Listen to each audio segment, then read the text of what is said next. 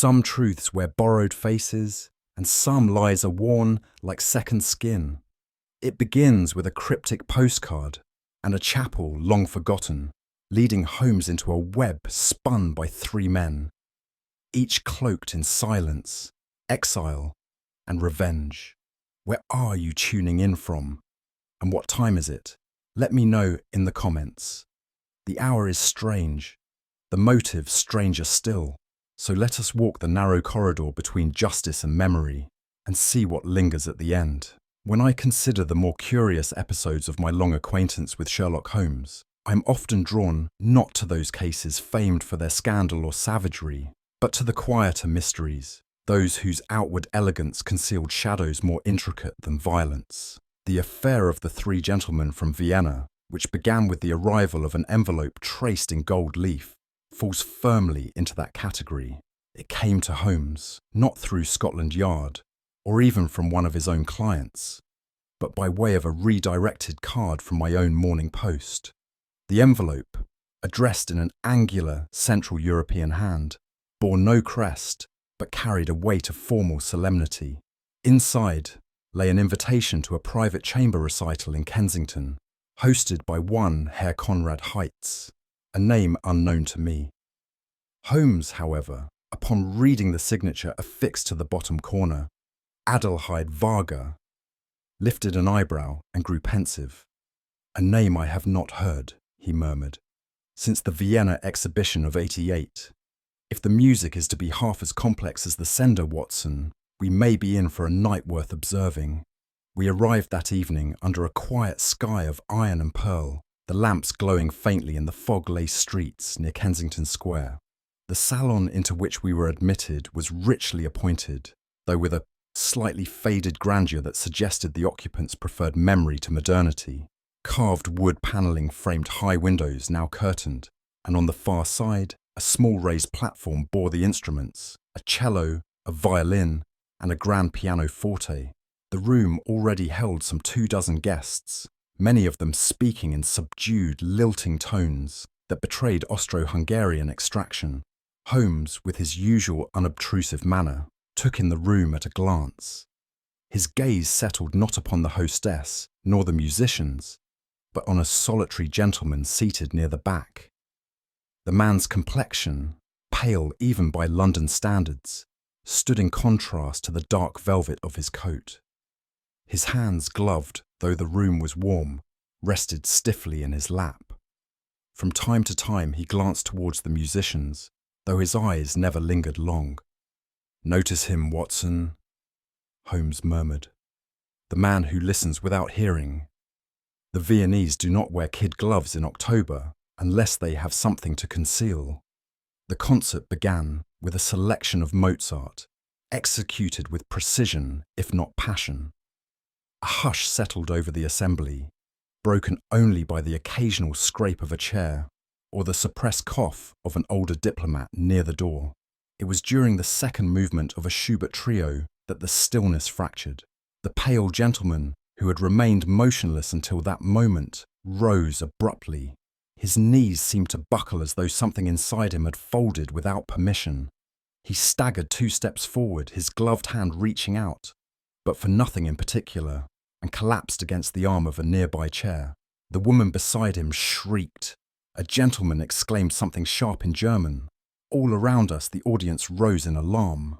Holmes remained seated, though his eyes sharpened. "There," he said under his breath. "Observe the symmetry of the fall.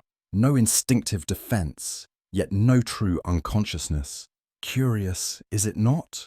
While others rushed to summon aid, Holmes crossed the floor with me close behind. The gentleman now lay on his side, lips parted, the pallor of his face turning from white to an unhealthy grey.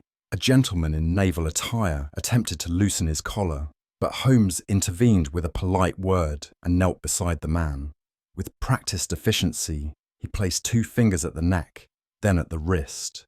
He leaned closer, sniffed faintly at the man's breath, and opened one of the lids with a gentle touch.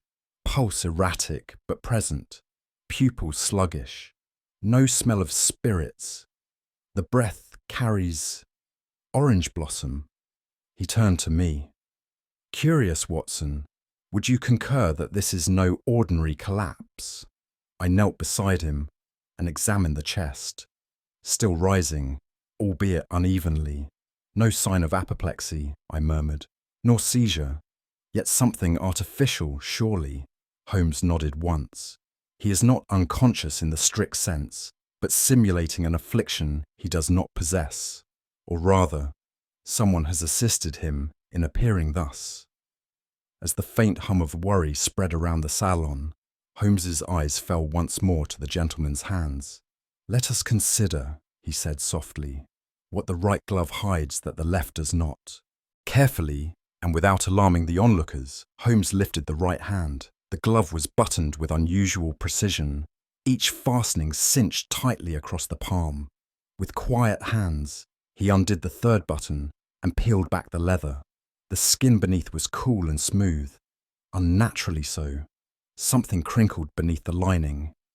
Sliding his fingers deftly inside, Holmes withdrew a card. It was cream-coloured and faintly scented with bergamot and something subtler, rosewater perhaps. The edge was embossed with gilt. He turned it over once in his hand, examining the unfamiliar crest. No name, no address, but a faint thumbprint pressed upon the edge. Holmes handed it to me with a single raised brow. "A visiting card, Watson, but not, I suspect, for social purposes." By now, the musicians had ceased tuning their instruments and guests were exchanging low murmurs. The hostess, a tall woman with hair the colour of tarnished silver, made her way across the room, offering apologies in several languages. A physician had arrived, a narrow-faced man from Harley Street who knelt beside the man and began his examination. Holmes stepped away, his face unreadable. "The concert will resume in 10 minutes, the hostess announced. "Our guest is being attended to. Please, all of you, remain seated if you wish to continue." Holmes leaned toward me, his voice barely audible. "Not a fainting fit, Watson. A message, and not for us." He tucked his hands behind his back. "We are no longer observing a musical performance, but the overture to a far subtler composition." We resumed our seats in silence, though I confess my eyes did not return to the musicians. I watched instead the chair recently vacated, the glove now buttoned across nothing, and the perfume that still lingered, faint, delicate, and entirely out of place. Holmes had not moved for some minutes. While the audience around us attempted to recover their composure, I observed him quietly watching the room, not the fallen man, who was now being helped out by 2 footmen and the Harley Street physician, but rather those who remained behind. Among the guests, there was no open panic. The English contingent responded, as one might expect, with polite concern, and the occasional mumbled theory about low blood sugar or foreign nerves. But it was in the faces of the other group, those with Viennese accents and wax moustaches, that Holmes seemed to find something far more telling. He leaned slightly toward me and whispered, "Observe that pair by the harpsichord. They are not alarmed, but recalculating, as if someone's role has shifted too soon." At that moment, the man seated nearest the unconscious guest made a brief gesture to another near the door, a motion so subtle I might have missed it but for Holmes's nudging elbow. A mere twitch of 2 fingers toward the floor.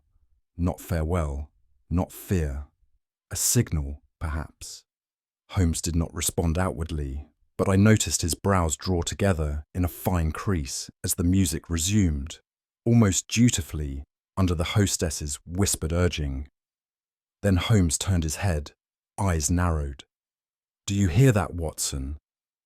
Only the cello's tremolo, and a nervous foot against the floorboards.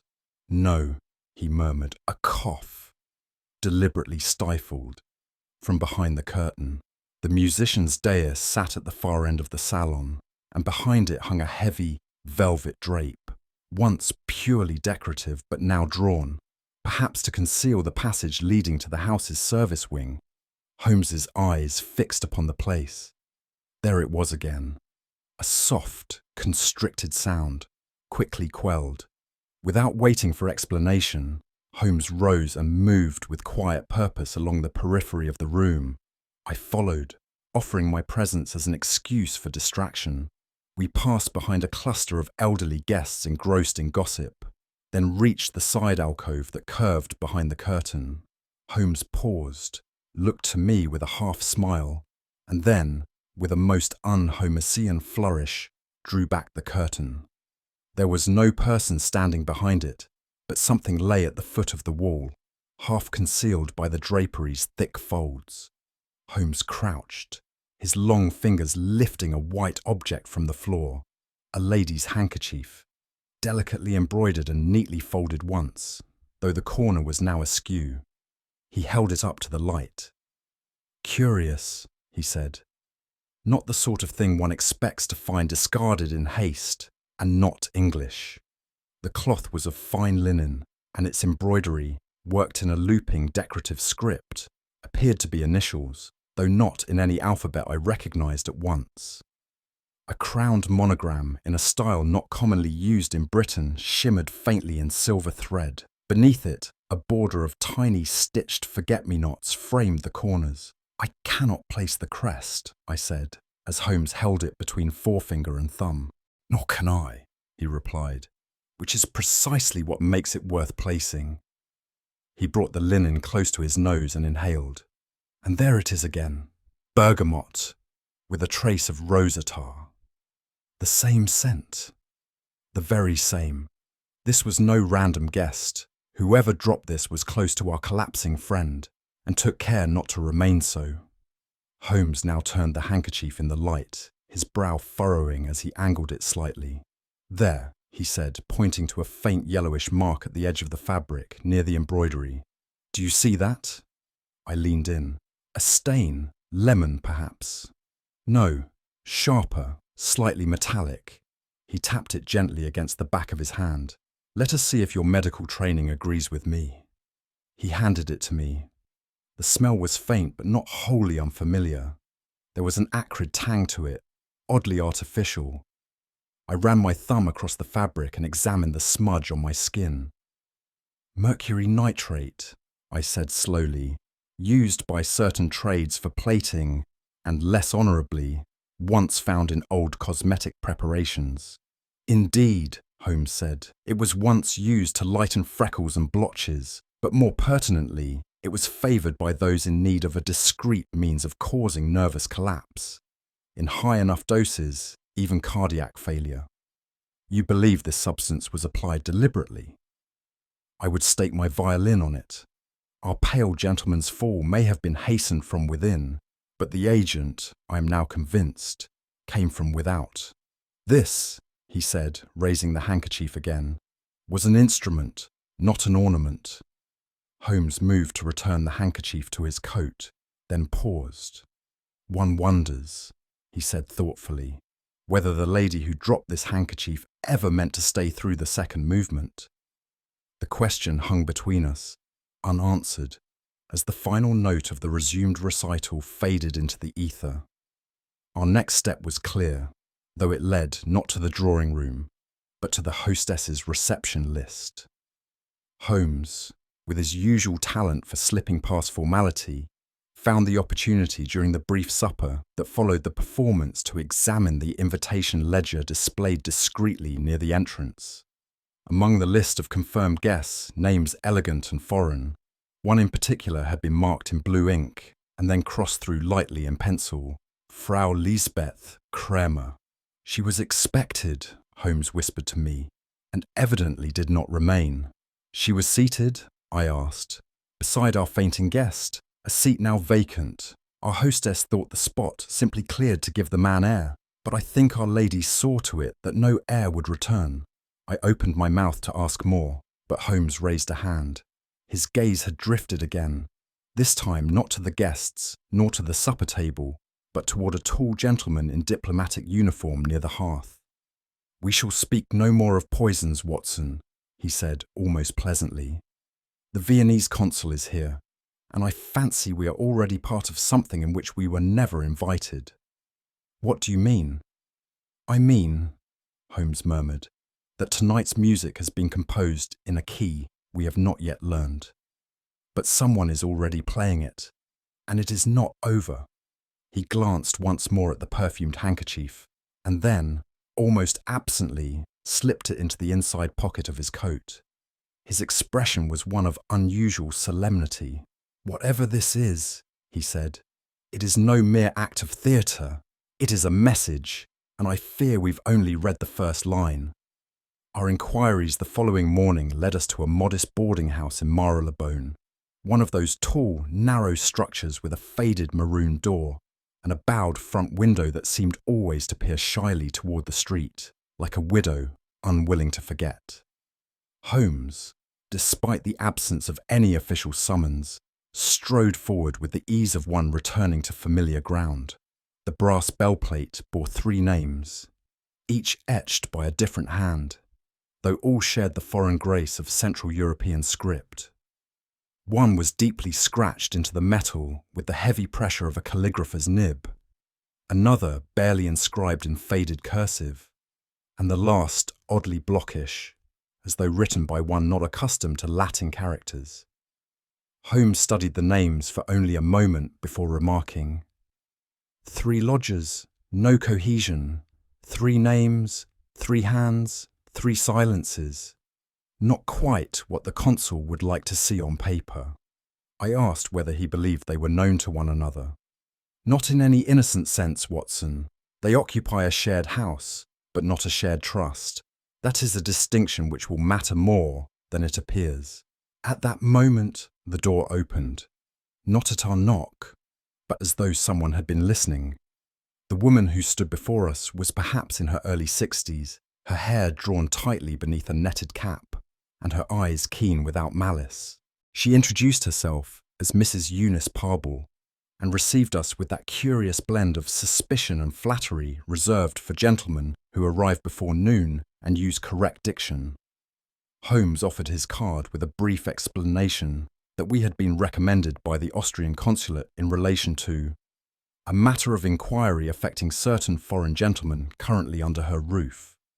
She showed no visible surprise, but glanced down at the card for some time before replying, "If it's about noise or indecency, you'll find no fault here, sir. My rules are strict, and my tenants observe them." Holmes smiled faintly. "I rather suspected that from the condition of your front mat." Mrs. Parble warmed to her subject. "There's never a scuff in the hallway before 8, and not a shoe out of place after 10. Mr. Meinhardt is a painter, poor soul. He takes his meals in silence. Mr. Lurch is a man of books, hardly speaks.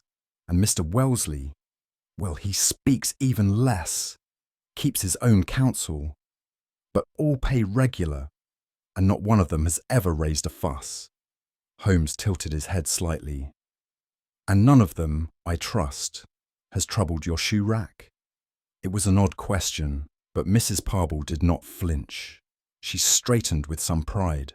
"That, sir, is what I pride myself on. Not a boot or lace out of place in this house. I have a system." Holmes's expression brightened, as it so often did when someone unwittingly confirmed a hidden hypothesis. "You account for their boots?" "Every night," she said, pleased to be asked. "I see them lined up as I do my rounds, 3 pairs. Always in the same order, by the sideboard. And in the morning, 3 pairs again. Only—" She stopped. "Only?" Holmes asked softly. "Well, I suppose it may be nothing," she said, frowning now. "But 1 pair always seems damp, as if it's been out walking. And the soles, dull, not polished, though I know they were when I saw them last." "Which pair?" "The middle one, Mr. Wellesley's. They're English, not Viennese like the others. Slightly heavier tread." Holmes gave a small nod. "And yet the gentleman claims foreign origin." She looked surprised. "Oh, I wouldn't know, sir. His accent's quiet, but I thought it strange he calls himself Austrian. Doesn't sound quite continental." As Mrs. Parble led us upstairs, Holmes moved as though memorizing each creak of the boards. The stairwell was narrow, and I noted that the mat runner on the steps was recently brushed. yet faint marks of soil persisted on the third stair from the top. Holmes stopped there, squinting at the fibres. He crouched and pressed his finger against the fabric, then rubbed it with his glove. Soil, yes, but not from Marylebone. Too red. Imported. Possibly from the clay found east of the river. He said nothing more as we ascended, but I could see the thought forming behind his gaze. At the top of the stairs we passed 3 doors, all identical save for the locks. Holmes made careful note of the centre door, upon which hung a faded sign reading "Do Not Disturb." The brass keyhole had been taped over, and the threshold bore a slight indentation, as though the occupant shifted his weight before turning the handle. "A man who expects interruption," Holmes murmured, "but denies entry all the same." Mrs. Parble hesitated, then glanced at me with some uncertainty. "Mr. Wellesley, he keeps to himself, as I said. Never allows the girl to clean. And he has a trunk, sir, one of those travelling valises with a belt lock. He moves it every few days, but never opens it where I can see, not even a cracked lid." Holmes turned to her gently. "Have you ever heard it opened? Late at night, perhaps?" She pursed her lips.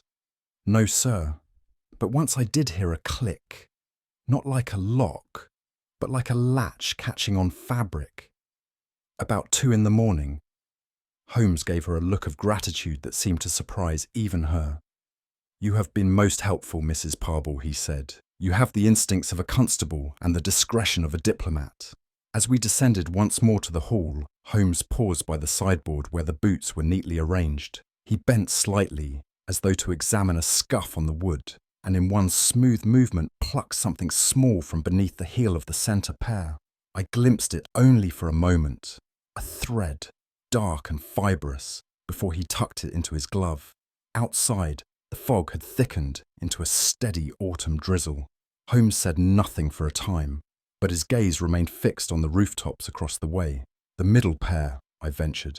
"Yes," he said, still absently. "They walk when their owner claims to sleep. They tread paths of foreign soil. And if I'm not mistaken, one of them is walking not toward Vienna, but from it." I looked at him.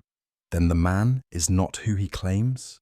"Quite possibly, but that," Holmes said with quiet gravity, "is a truth we must not say aloud, until we know who else is listening."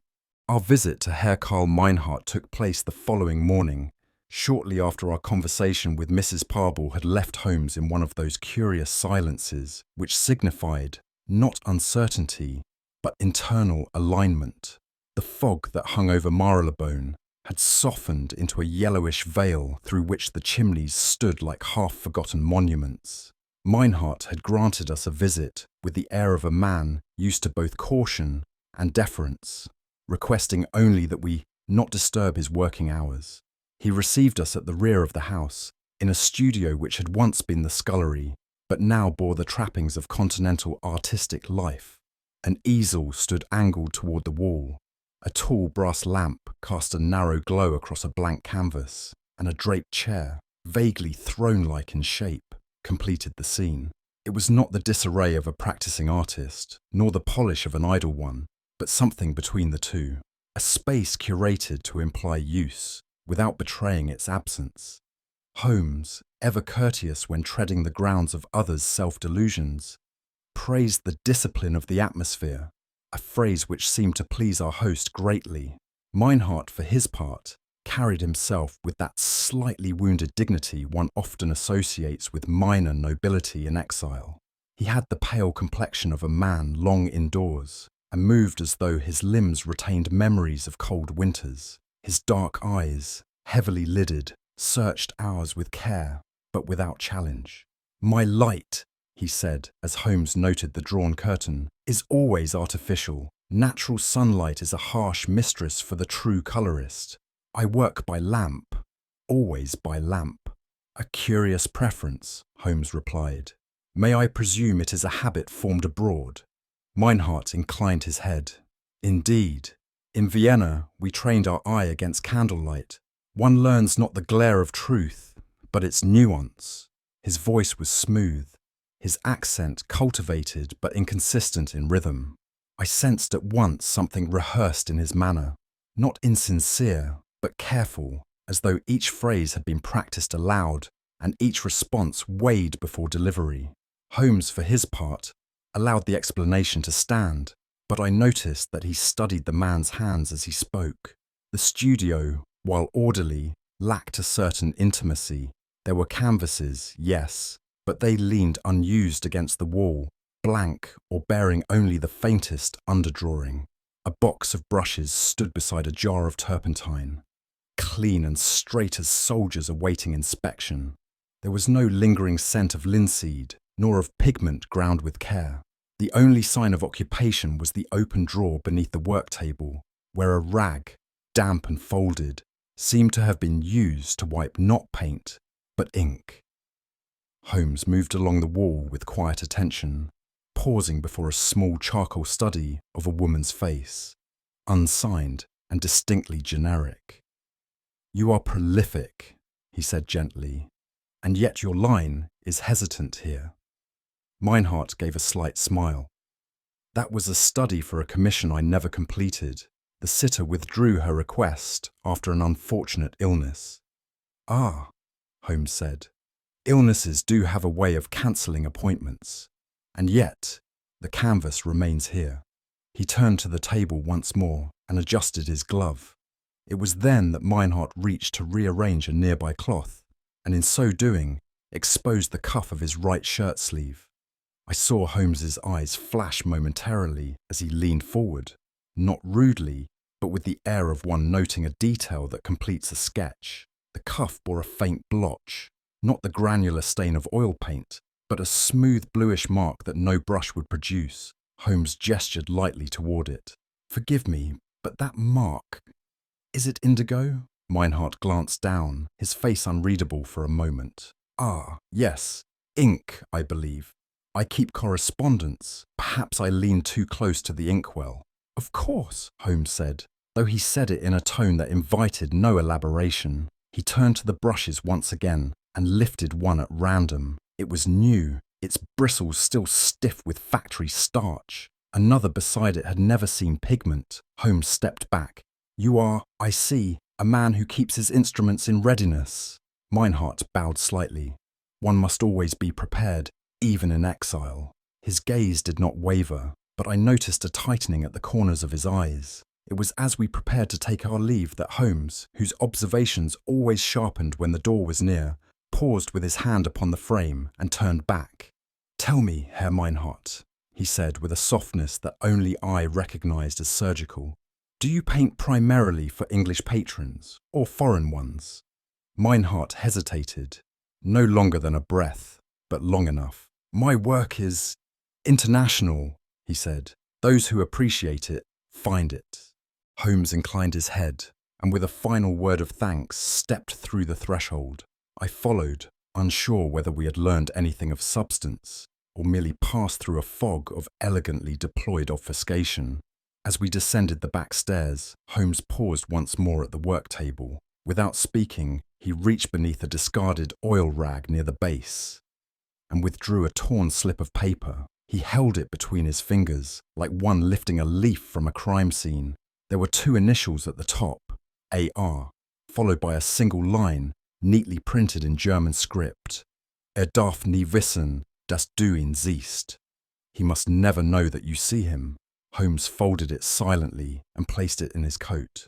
We said nothing until we had stepped into the street once more. Then, quietly, Holmes said, "He is no painter, Watson. He is an archivist, with no archive." I said nothing, but the words of the note continued to echo in my mind, like a cipher whose meaning was not in the sentence, but in the eyes that once read it. The card arrived mid-morning, slipped discreetly beneath the front door of Baker Street with no accompanying knock. It bore no postmark, only an embossed crest of unfamiliar design. A stylized bird, perhaps a falcon, perched upon a scroll. Holmes turned it over in his hand, but did not open it immediately. He examined the edges, the watermark, and the faint scent that lingered upon the parchment. "Bergamot and myrrh," he murmured. "A perfume not commonly worn by women of our climate. Central European in composition, favoured in Vienna, though perhaps not by the young. He then broke the seal and scanned the brief contents. A single brow lifted. Well, Watson, our enigma deepens. Frau Adelheid Varga, widow of the late Gustav Varga, formerly attaché to the Austro-Hungarian embassy, requests my company for tea at 4. The handwriting is firm, but the hand that shaped it is no longer steady. She is a person of interest. In every sense of the word, Holmes replied, setting the invitation gently on the mantel. She once navigated diplomatic drawing rooms with a precision most men could not emulate. If she has summoned me now, it is not for pleasantries, but for the final turn of a long and silent wheel. When we arrived at the appointed hour, we were shown into a drawing room unlike any I'd encountered before in London. It was not opulent, but it bore the unmistakable weight of history.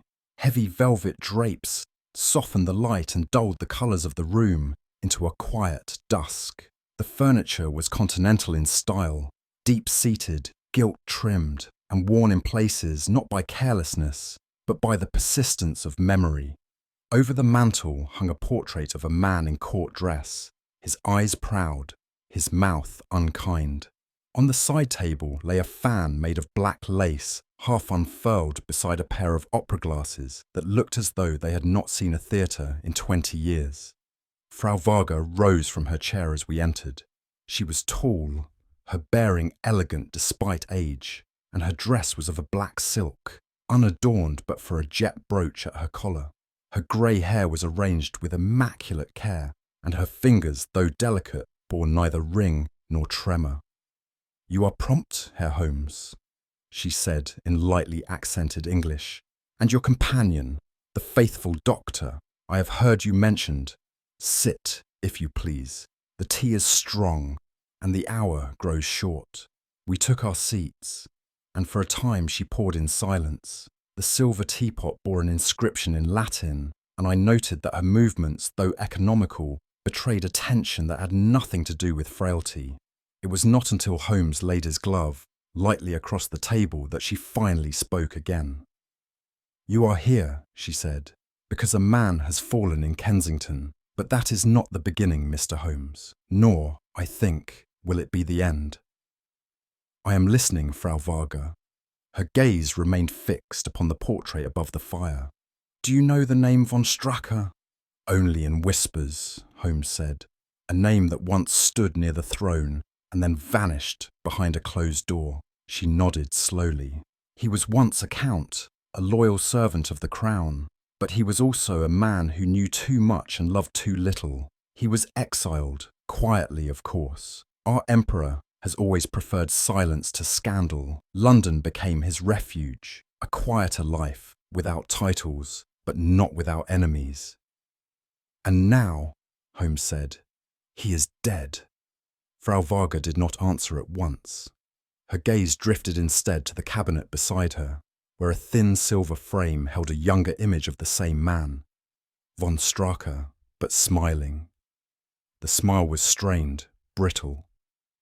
"He died," she said at last, "long before his body fell. What you saw in Kensington was not a collapse, it was a reckoning." She rose and crossed the room with the grace of habit. From a drawer, she retrieved a small velvet pouch and placed it before Holmes. He opened it and drew forth a description, not an object, a locket, long gone.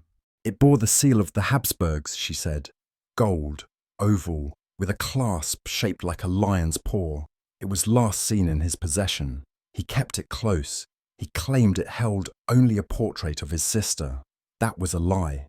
Inside was a letter, a ciphered one, written in his own hand and sealed not for memory, but for leverage." "What sort of cipher?" Holmes asked, already examining the pouch's lining. "I do not know," she said softly, "but I know he feared it, and that others desired it, badly. You believe it has changed hands?" "I believe," she replied, "that the locket has not been lost, but used, and those who once feared its contents now feel bold enough to show their faces, in London parlours and Viennese cafes alike. Holmes studied her for a long moment. "May I ask, Frau Varga, why you no longer wear your ring?" There was a pause, not of surprise, but of consideration. When she answered, it was not with words, but with a movement. She lifted her hand and looked at it as one might study a scar. "Vienna," she said at last, "does not forgive easily, and it never forgets. I chose silence over loyalty, and silence is not a thing one wears." She turned to me then, her expression softened by something not quite regret. "You are a man of medicine, doctor. Do you believe in the inheritance of pain?" "I have seen it," I replied quietly, "though I do not know what cures it." "No one does," she said. "That is why we send it away, across borders, into new names." As we made our farewells, Holmes offered his thanks with grave politeness. She accepted it, then walked with us to the door. Just before he stepped over the threshold, she touched his sleeve gently and said something in Hungarian. The words were swift and elegant, but I could not catch their meaning. Holmes did not answer. It was not until we had turned the corner of the street that he spoke again. She said, "Where the falcon hovers, the mouse speaks false." "A warning?" I asked. "A proverb," he replied. But in her voice, Watson, it sounded very much like prophecy. The following day brought no sunlight, only a grey smear upon the sky and a cold that crept through the seams of one's coat like a silent question. Holmes had remained largely quiet since our visit to Frau Varga, save for the briefest mutterings over a half-smoked pipe and an untouched breakfast. It was just past noon when he finally rose and reached for his scarf. "To Dean Street, Watson," he said without looking at me. "There's a shop I believe you've passed a dozen times and never noticed." He was correct, of course. Nestled between a tobacconist and a bookseller stood a narrow, crooked-windowed curio shop, its facade so darkened by soot and age that even its sign had faded into illegibility. Inside, the air was thick with dust and the scent of leather turned old by memory. The proprietor, a man with the eyes of a banker and the fingers of a thief, offered Holmes a nod of wary recognition. "We seek postcards," Holmes said, moving past the man without further explanation. "Those from Vienna, a particular series, sold 3 days ago to a gentleman with a limp and a misbuttoned coat." The man, unbothered by the detail, gestured toward a spinning rack in the far corner. "Box under that. Not many left. Take your time."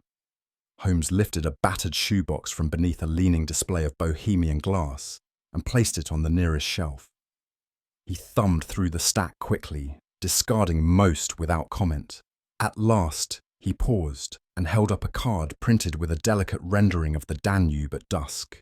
The cathedral spires and fading sunlight were finely inked, but it was not the image that caught his attention.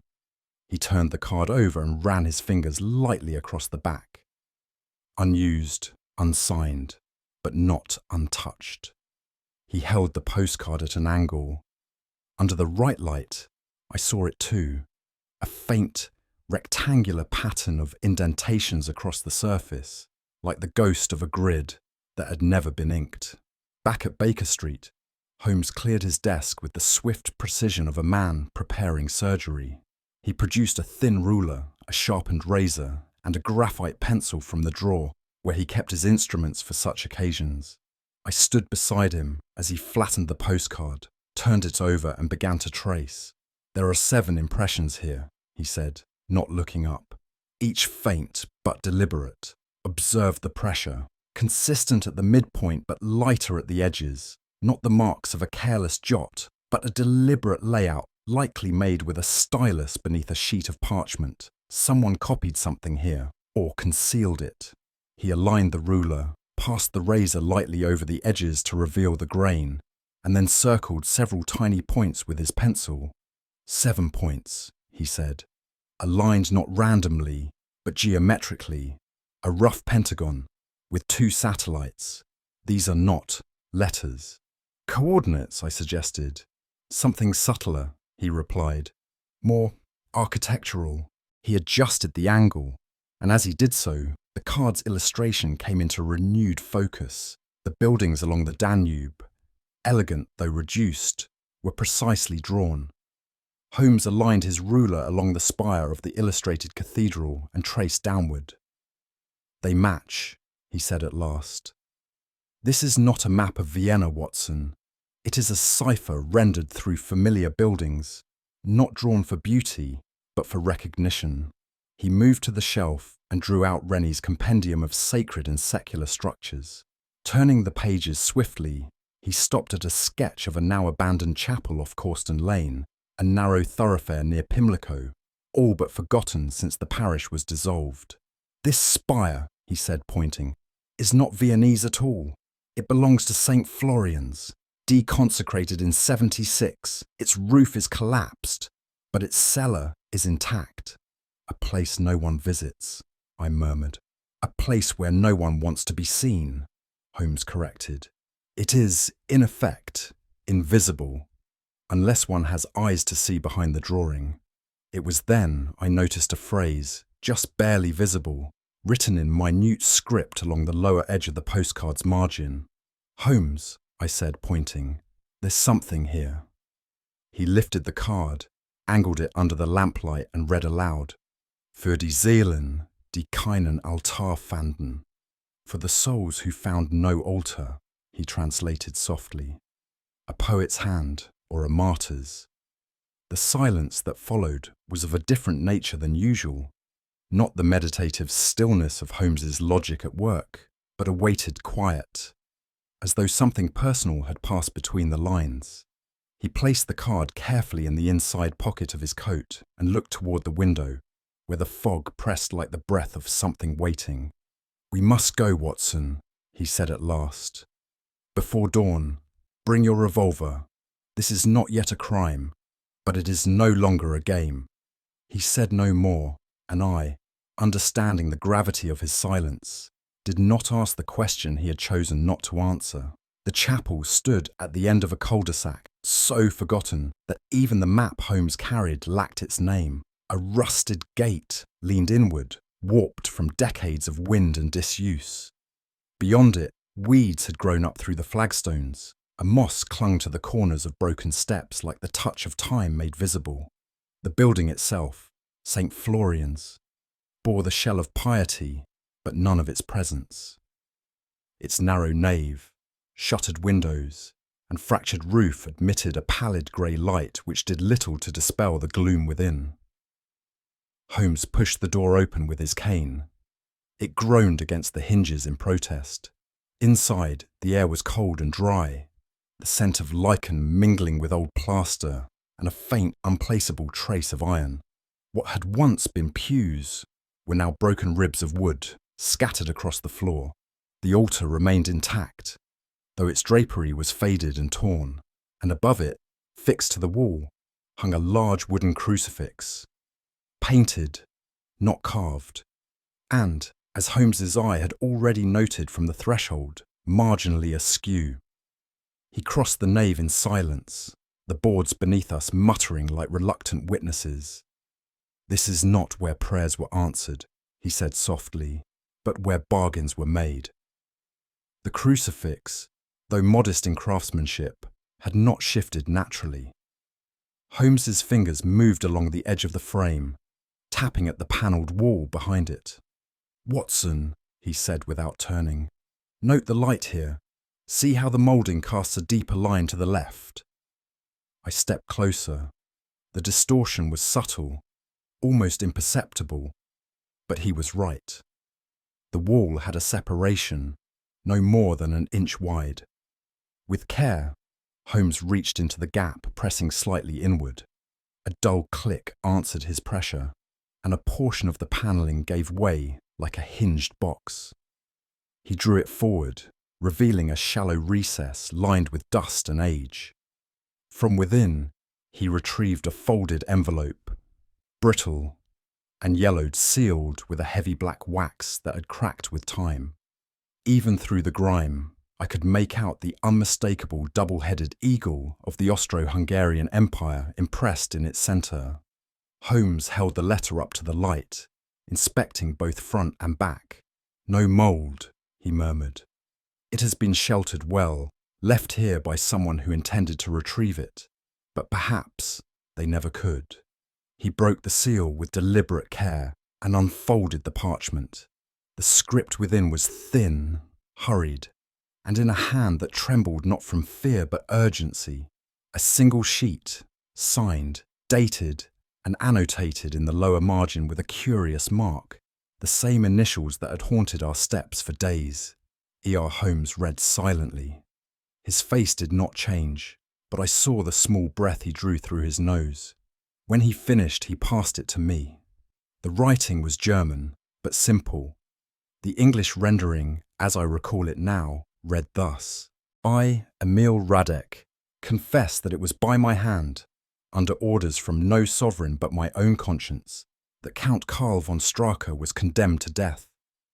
His treachery in the court of the Empire, his betrayal of men sent to die in the south, is known to me not through rumour, but from the eyes of those who returned with silence where their voices had been. I acted not for vengeance, but for those whose graves bear no names. Let history name me a murderer, if it dares, so long as it remembers why. There was silence between us. I had never seen Holmes disturbed, but in that moment he seemed older somehow, drawn not by weariness, but by a strange stillness of thought. It was then that we heard it, a faint creak from the vestibule, too slow for wind, too careful for chance. Holmes did not move. You were expected, he said into the shadowed air. A man stepped forward, and I knew at once it was he. Emil Radek. He was older than the sketch Frau Varga's memory had painted, but the essence remained.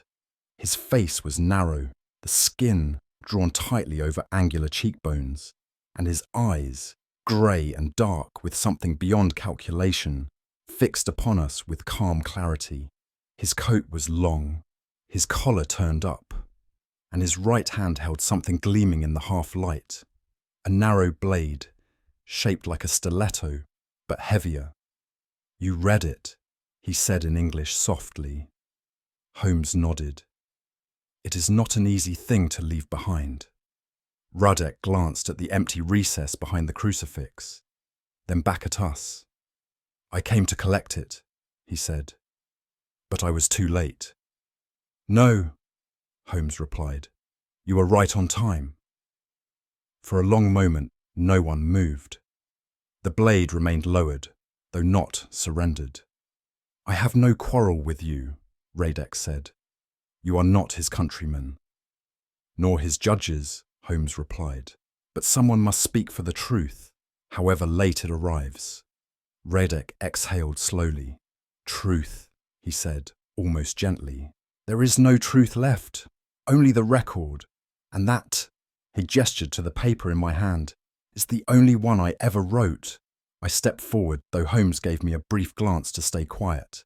Why now? I asked. After all these years? Radek's eyes flickered toward me. Because the Empire forgets, Doctor, and in its forgetting, it names the guilty as patriots and the dead as ghosts. I came to London not to hide, but to finish, and now that it is finished, he lifted the blade slightly, not in menace, but in ritual. Holmes held up a hand. There is no need for theatre, Herr Radek, he said. You came here to leave a record, not to die.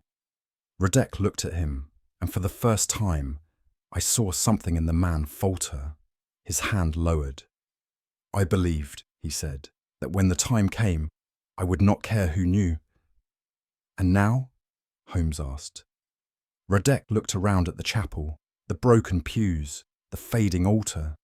Now, he whispered, I see there is still silence left to protect. He stepped forward and laid the blade gently on the edge of the altar. Then, turning to Holmes, he said only, Do with it what you will. And with that, he walked out into the gathering mist, and we did not stop him. For though the law might not recognize mercy, something greater had just passed between us in that broken, forgotten place. Something older than justice, and perhaps harder to bear. It was the morning after our strange encounter in the chapel, and the sun, pale as a prisoner's eye, made its reluctant appearance over Bow Street. Holmes and I had spent the early hours in silence, he reading through a sheaf of letters by the fire, while I watched the smoke rise and wondered if what we had witnessed was, in fact, justice, or only the ghost of its intention. By 10 o'clock, we were seated across from Emil Radek in the holding cell at Bow Street. Inspector Gregson had reluctantly agreed to a private word, though his professional pride remained bruised that Holmes had summoned him after the arrest rather than before it. Radek sat calmly on the bench, hands folded neatly in his lap, eyes fixed not on Holmes but on some internal distance. Holmes began with no preamble. "You left a confession." Radek nodded once. "I did." "But you did not name everyone." A flicker passed across the prisoner's face. "I named the only one who mattered." "And the others?" Holmes pressed. "Meinhardt and Lurch." Radek's lips curved, if not into a smile, then into something close to resignation. "Meinhardt is a fool, but harmless. Lurch, however." Lurch was never what he claimed. He was the one who whispered to the consulate in Prague. He betrayed the names of 3 families, 2 of whom never made it across the border. Von Straka rewarded him with silence. I rewarded him with fear. Holmes's voice sharpened. "Fear enough to keep him quiet?" "Quiet," said Radek, "but not clean. You will find his papers in his valise." He was still reporting, this time not to Vienna, but to those in London who wished the Empire's secrets to serve other masters. Holmes said nothing for a long moment then. "And the third gentleman?" Radek's gaze shifted. "The Englishman who calls himself Wellesley. He is no gentleman, and he is certainly not from Vienna." That afternoon, as Holmes and I returned to Baker Street, I found myself once more rifling through my own recollections, not for what had been said, but for what had not. Wellesley had, in truth, said little at all. Polite acknowledgements, a half nod to the landlady, a murmured apology for late post. He had been the model of discretion, so much so that I had accepted his silence as unremarkable. Holmes was not so easily satisfied.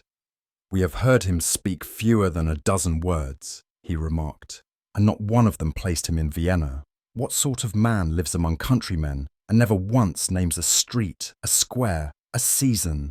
Even Radek quoted cafes. Meinhardt spoke of Viennese light, but Wellesley, he might as well have stepped from a fog." I frowned. "You believe he is English?" "I believe," Holmes said, lighting his pipe, "that he is something far more interesting than that. But we shall not speculate, we shall observe." We did not need to wait long. That evening, over a supper of modest cold meats, I recalled a phrase that had, until now, escaped my attention. It was a comment Wellesley had made to Mrs. Parble when she brought in the tea tray 2 days earlier. "She apologised for the broken sugar tongs," I said aloud. And he replied, "What was it? Ah, yes. Never mind. One must cut one's coat according to one's cloth." Holmes looked up at once. "An English idiom," he said. And one misquoted. "The Viennese do not cut their coat. They say the cloth dictates the tailor." The inversion is subtle, but significant. You think it slipped? "I think," Holmes said, rising to retrieve his notes, "that a man who learns a language late often learns its proverbs early, but seldom well." He extracted a telegram from the inner pocket of his coat. "I sent a request to the Foreign Office yesterday morning. The embassy returned an answer." He handed me the paper. It read simply, "Arno Wellesley not registered. Documents not issued. No such man held post in Vienna." Holmes lit another match. "There is no Wellesley, but there is, or was, a Captain Alaric Shaw, attached to British intelligence in the Balkans during the late conflict. And he's our third man?" "Indeed," Holmes said, "and perhaps our most dangerous, not because he kills, but because he listens." The following day, Holmes arranged a quiet visit to the embassy archives, facilitated, I suspect, by a favour unspoken. He returned with a single file, bound in green ribbon, and a face set in firm reflection. He was embedded for 5 years in Vienna, he said, placing the file gently on the desk. Worked under 3 identities. His final task was to monitor elements of the court suspected of collusion with anti-royalist factions, and he vanished just after von Strache fell. You believe he's continued his work here? Holmes tapped the side of the folder. Not as an observer, as a safeguard. There is something Wellesley, or rather Shaw, is protecting, or perhaps hiding, and I intend to learn what it is. The man who said nothing now held all the keys, and we were only beginning to find the locks. Holmes did not knock. He merely turned the knob and let the door swing open upon its own reluctant hinge.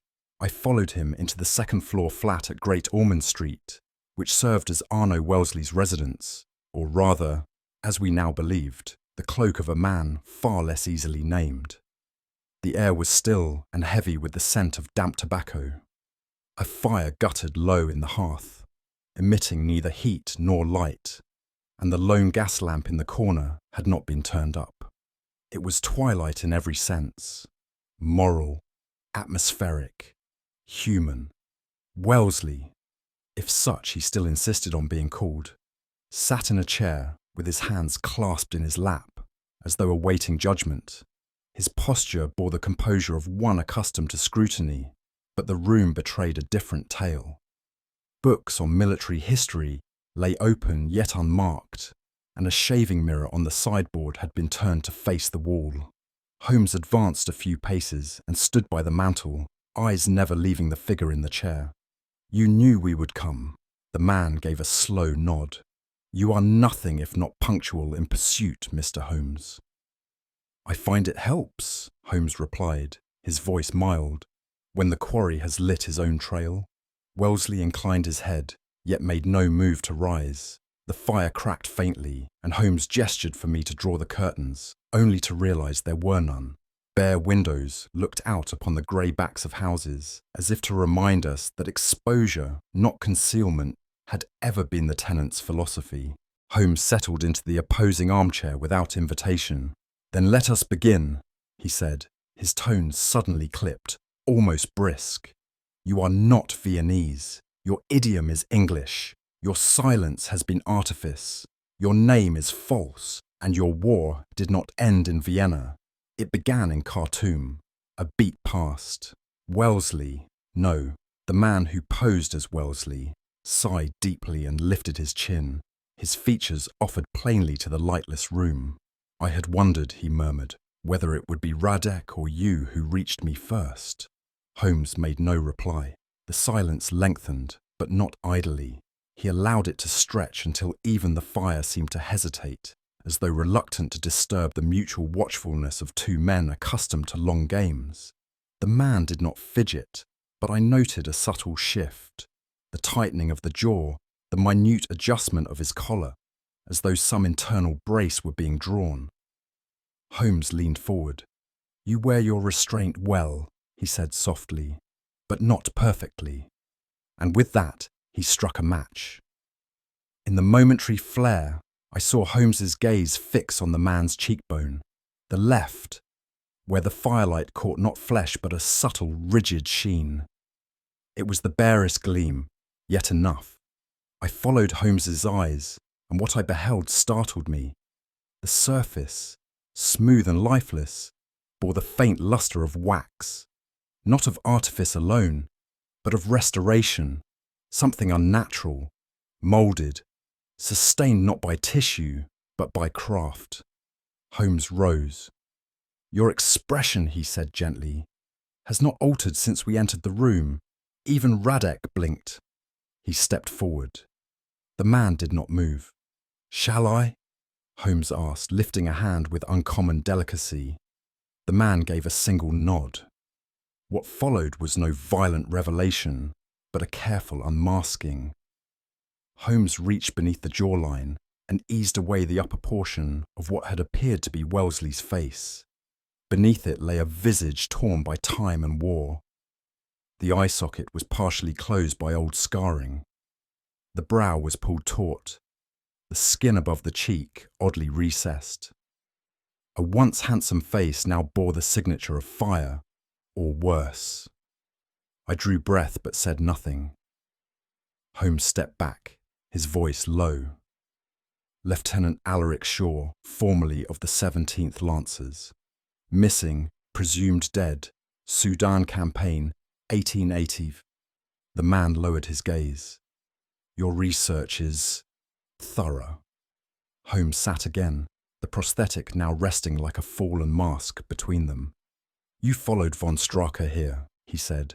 But why the masquerade? Why not confront him directly? The man's voice, when it came, was dry, but strangely calm. Because I had already confronted him once, he said, and he left me in the sand, face down, with 3 bullets in my chest and a betrayal I have worn longer than this mask. I found myself leaning forward, drawn more by tone than content. It was not bitterness I heard in his voice, but something quieter, wound into the very fibres of speech. I knew him first in Cairo, he continued.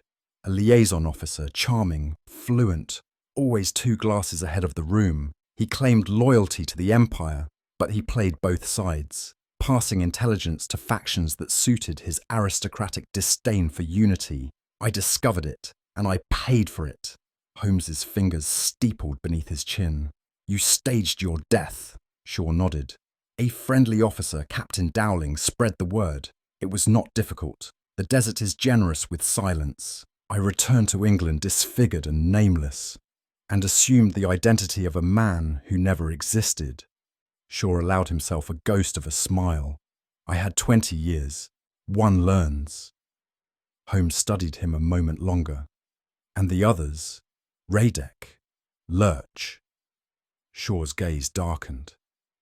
I needed to know if they were loyal to the Count, or to the Empire. Radek failed. Lurch betrayed again. But Straka, he remained the centre. There was a pause. Then Holmes said, And now? Shaw placed the mask carefully on the table between them. Now I have said what needed saying. And justice? I asked, though my voice barely reached beyond the hearth. Shaw looked at me for the first time. I have lived with half a face and half a name. That is justice enough. He rose, without waiting for our leave. Holmes made no move to stop him, nor, in truth, did I. We returned to Baker Street in the early hours of morning, the hush of the city interrupted only by the occasional clatter of a milk cart or the mournful cry of the newspaper boy, hawking headlines that would never include the names of Radek, Meinhardt, or Shaw. In Holmes's hands, the storm had been quelled before it touched the broader sky. Over a cup of tepid tea, Holmes stood before the window, his back to me as the smoke from his pipe drifted against the faint blush of dawn. I had seen him thus 100 times before. Reflective, precise, oddly detached, yet I sensed that, on this occasion, something in the affair had touched even him. A curious canvas, Watson, he said at length, painted in shadows and unfinished edges. I waited. One man forged a life to protect his children from the burden of their blood. Another took up the knife, believing he pursued justice, but found only a reflection of vengeance. And a third erased himself, feature by feature, to become the instrument of a moral balance long lost to diplomacy. He turned to face me. 3 men, 3 lives, and not one without cause. I could not help but press further. And which of them would you say was most guilty? Holmes's eyes narrowed. That would depend, my dear Watson, on what you define as guilt. Radek's blade found its mark, but not its meaning. Meinhardt lied, but to spare, not to deceive. And Shaw, he trailed off. Yes? Holmes's voice was low. Shaw buried his truth so deeply that he no longer knew what face he wore. That is a punishment far more enduring than the law's reach. He retrieved the file he had kept, the names, the sketches, the ciphered postcard, and bound them in twine. They are closed now, he said. Each man has paid, though not in coin. I thought then of Karl Meinhardt, whose borrowed nobility had served as both shield and confession. His only crime was filial loyalty, played upon by the expectations of a world that still measured honour by bloodlines and not by conduct. Holmes had spared him exposure. The truth was known only to us and would remain so.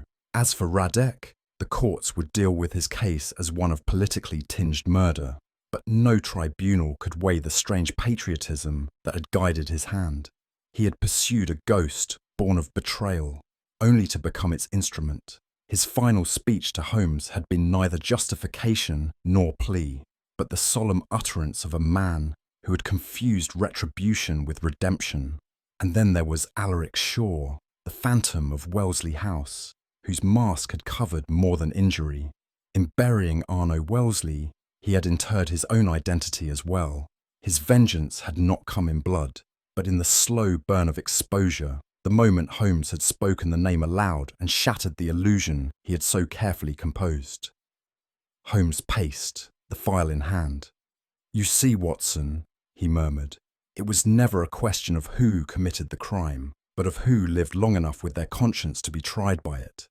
I said nothing, but the words remained with me.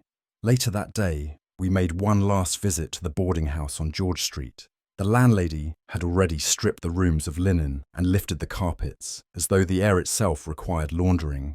There remained no scent of pipe smoke, no trace of continental newspapers, only a silence, deeper for what it once had held. Holmes walked the length of the parlour slowly, his fingers brushing the edge of the mantel where Wellesley, or rather Shaw, had once stood. He paused by the window, then nodded once, as if to himself, and turned to go. On the doorstep, I looked back. The door stood ajar, and beyond it, nothing but empty walls and time. The three men who had lived here, whose lives had tangled in memory, nation, and vengeance, were now dispersed. One awaited trial, one disappeared before sunrise, and one would return to a family that knew only the name he had adopted for their sake. As we walked back into the fog-lined street, Holmes said nothing more, but I, for my part, could not let the silence rest. "Do you believe they found peace?" I asked. Holmes gave the faintest of smiles. "Peace, Watson," he replied, "is often a fiction more carefully maintained than any false name." We walked on, and though the truth had been unveiled, I could not help but feel it had left behind no victors, only men who bore the cost of loyalty in different currencies, and whose debts, whether paid in silence, exile, or scars, were written in a ledger no court would ever open. Holmes and I had just turned the final key in the affair when, as we crossed Lambeth Bridge beneath a thin veil of mist, he paused to light his pipe and spoke. Not to me, I think, but to the air itself. "Three men," he said softly, "each wearing a mask not of deception, but of necessity. And yet, the one who sought truth most ruthlessly mistook vengeance for virtue. It is a dangerous thing, Watson, when justice begins to resemble memory, for memory, unlike the law, cannot be cross-examined." I glanced at him, struck by the quiet gravity of his words. "And do you believe Radek's crime to be forgivable, then?" Holmes gave a faint smile. "No, but I believe it to be human." He said nothing more, and we walked on in silence, the kind that settles not from absence, but from understanding. What do you think was the true betrayal in this case? Radek's blade, Shaw's silence, or the Count's treachery? If the story stirred your thoughts, share them in the comments. Don't forget to subscribe for more Sherlock Holmes mysteries, and pass this tale to those who enjoy a quiet riddle wrapped in shadows.